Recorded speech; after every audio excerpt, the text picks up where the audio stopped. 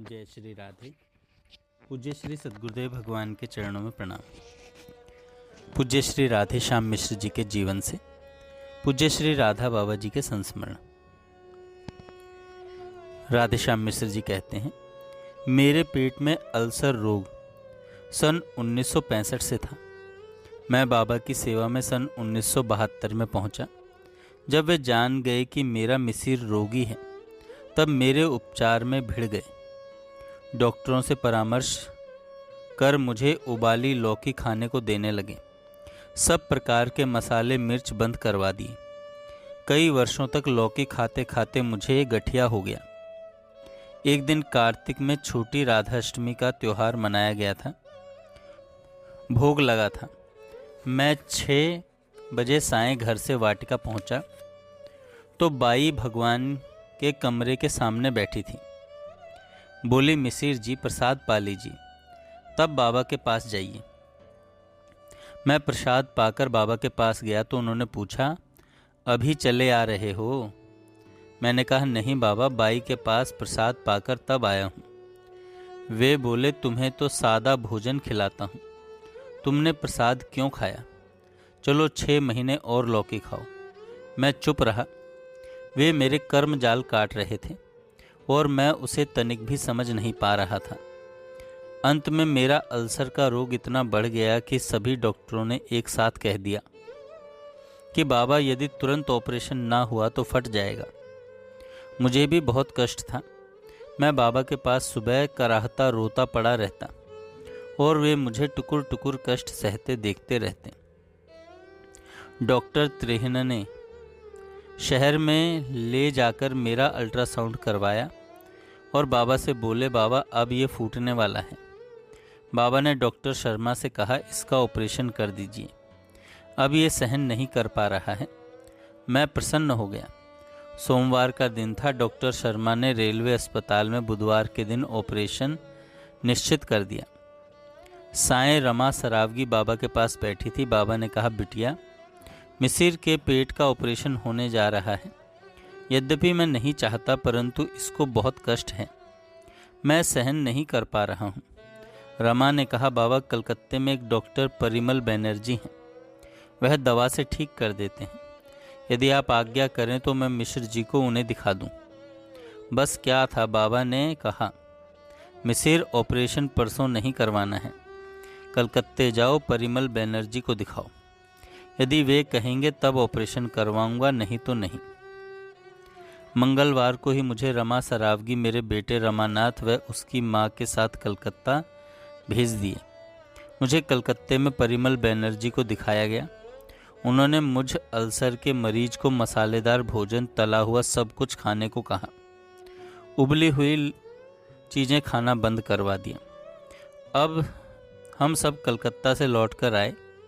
बाबा ने डॉक्टरों को बुलवाया। सब ने कहा, मिसिर को तला हुआ मिर्ची मसालेदार भोजन करने को कहा है। सब डॉक्टर परेशान। सब ने कहा, बाबा, अब चंद दिनों में ही ऑपरेशन करना पड़ेगा। अल्सर के रोगी के लिए ऐसा भोजन हमारे मेडिकल साइंस में नहीं है। बाबा ने डॉक्टरों के सामने कहा, मिसिर, तुमने बड़ी तपस्या की है। अब जो परिमल बनर्जी ने कहा वैसा ही खाओ, उसी तरह रहो, जो होगा देखा जाएगा। मृत्यु से बड़ी और कोई घटना नहीं घट सकती। धन्य मेरे बाबा, धन्य मेरी मैया, धन्य मेरे बाबा मैया। थोड़े दिनों बाद मेरा कष्ट दूर हो गया और अब मैं पूर्ण स्वस्थ हूँ।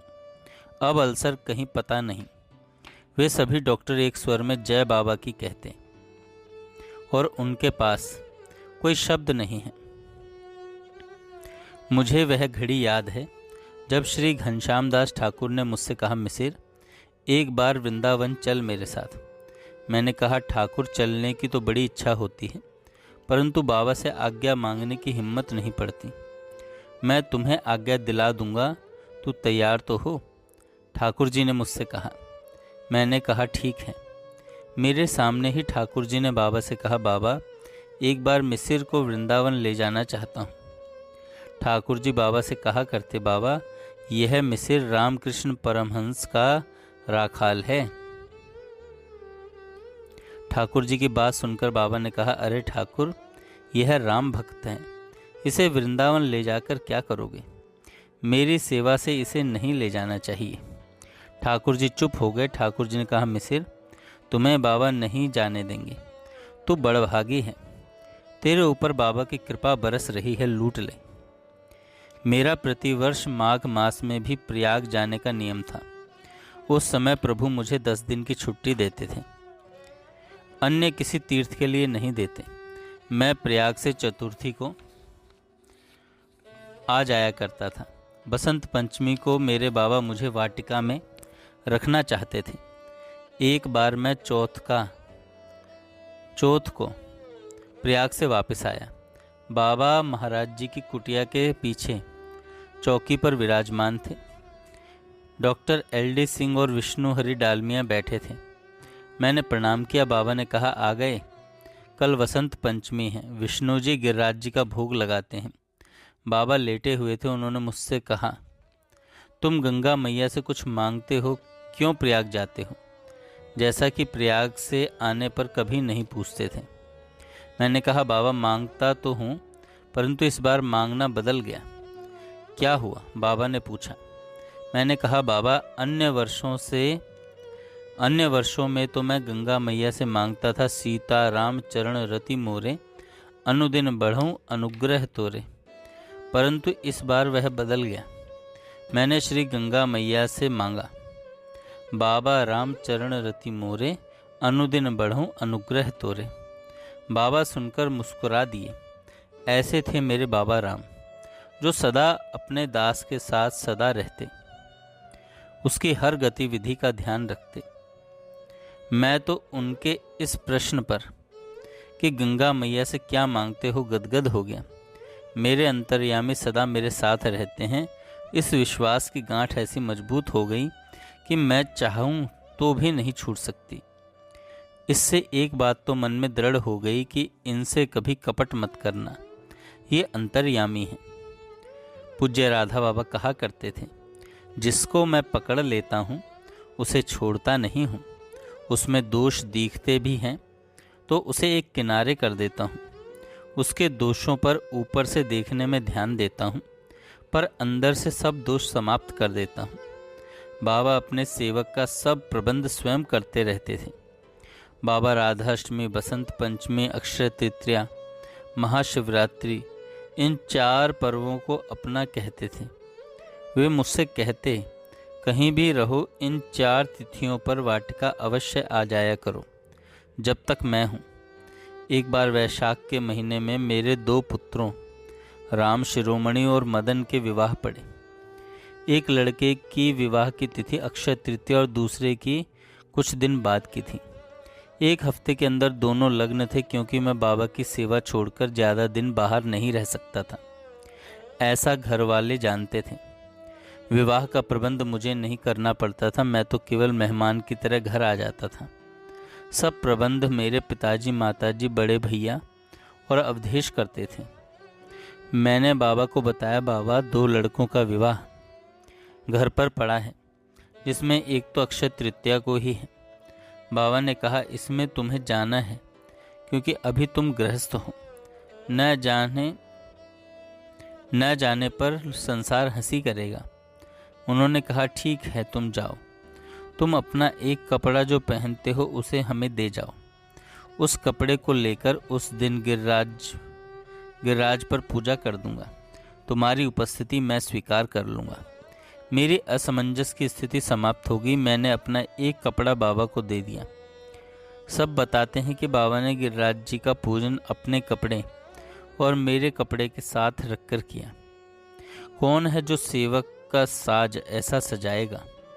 इसलिए तो कहा करता हूँ कि दुनिया के लिए बाबा थे, परंतु मेरे तो साक्षात राम थे।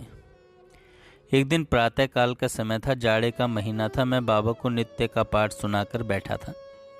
बाबा मच्छरदानी में विराजमान थे। भगत जी अपना इधर उधर का कार्य कर रहे थे। एक साधु आया, बैठ गया। मुझे लघु शंका लगी। मैं चला गया। लौटकर आया तो देखा जो कंबल बाबा को ओढ़ाया था, वह कंबल बाबा के शरीर से उतारकर वह साधु 4 परत करके उसी पर बैठा था। बाबा वहीं बैठे थे। मैंने साधु से पूछा, यह कंबल? उसने कहा, बाबा ने दिया है। मैं क्या बोलता, क्योंकि बाबा सामने बैठे सुन रहे थे, देख रहे थे। मैंने दूसरा कंबल बाबा को ओढ़ाया। वह साधु कंबल बगल में दबाए चला गया। इसी बीच भगत जी आ गए। मैंने भगत जी से उस साधु की बात बताई। भगत जी ने कहा, वह ठग है, पकड़िए उसे। जब तक हम जाते वह वाटिका के बाहर चला गया था। आकर मैंने बाबा से पूछा, बाबा आपने वह कंबल उसे दिया था? बाबा ने कहा, नहीं, उसने मेरे शरीर से उतार कर ले लिया। मैं उसे कैसे रोकता, तुम मत उतारो। मैंने कहा, मैंने उससे आपके सामने पूछा था। उसने कहा, बाबा ने दिया। तब भी आप नहीं बोले। तब बाबा ने कहा, वह झूठा साबित हो जाता, उसे दुख होता, तो क्या मैं सुखी हो जाता? उसे ज़रूरत थी, ले गया। उसे ज़रूरत थी, ले गया। कलकत्ते वाली रमा सरावगी ने एक दिन मुझसे कहा, मिसिर भैया, मुझे बाबा की खड़ाऊ बाबा से दिलवा दीजिए। मैंने कहा, खड़ाऊ श्री भगत जी के पास है, उनसे आप बात करें। यदि वे देने को तैयार हो जाएं, तो मैं बाबा से दिलवा दूंगा। रमा जी ने भगत जी से प्रार्थना की कि वे खड़ाऊ देने के लिए तैयार हो गए।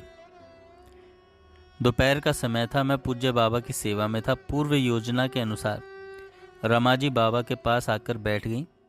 मैंने बाबा से प्रार्थना की कि रमा खड़ाऊ चाहती है आपकी। बाबा ने कहा, भगत को बुलाओ। मैं भगत जी को बुला लाया। बाबा ने भगत जी से पूछा, भगत तुम्हारे पास खड़ाऊ हैं? भगत जी ने तो पहले से ही खड़ाऊ निकाल कर रखे थे, ले आए। बाबा ने खड़ाऊ चरणों में धारण की और रमा से कहा, ले बिटिया। रमा के नेत्रों से आंसू की बूंदें टपक पड़ी। प्रणाम कर खड़ाऊ ले ली। रमा जी को खड़ाऊ देने के बाद उन्होंने कृपा दृष्टि मेरे ऊपर डाली, क्योंकि वे कृपा वारिधर मेरे राम खरारी थे। मुझसे पूछा, मिसिर तुम्हारे पास खड़ाऊ है? मैंने सिर हिलाकर कहा, नहीं। मेरे लिए लज्जा की बात थी कि इतने दिनों से सेवा में रहने के बाद भी मैं बाबा की पादुका की सेवा से दूर था। मैं अपने मन की बात बताऊं, बाबा को पाने के बाद मेरा मन ऐसा बन गया था कि किसी वस्तु की चाह नहीं रह गई थी, और इतना निश्चिंत रहता था कि जैसे बाबा कभी बिछुड़ेंगे ही नहीं। मैं कोई पूजा पाठ भी नहीं करता था, उनको पाठ सुना दिया बस। बाबा ने भगत जी से कहा, भगत एक खड़ाऊ और ले आओ, मिसिर जी को देना है। वे जानते थे कि मेरे अंतर्ध्यान होने के बाद मेरी पादुका की याद आएगी और तब पछताएगा। बाबा ने पूछा, चाहिए? क्योंकि मेरे स्वभाव को वे जानते थे कि यह महामूर्ख है, मांगेगा नहीं। मैंने प्रणाम करते हुए कहा, कृपा कर दीजिए। भगत जी कुटिया से खड़ाऊ ले आए। बाबा ने चरणों में धारण करके कहा, ले लो। मैं निहाल हो गया। प्रणाम कर मैंने पांवरी सिर पर धारण कर अपने भाग्य की सराहना की। मानस की यह पंक्ति दोहरा रहा था, को साहिब सेवक ही निवाजी, आप समा साज सब साजी। जय श्री राधे। आगे हम कल सुनेंगे।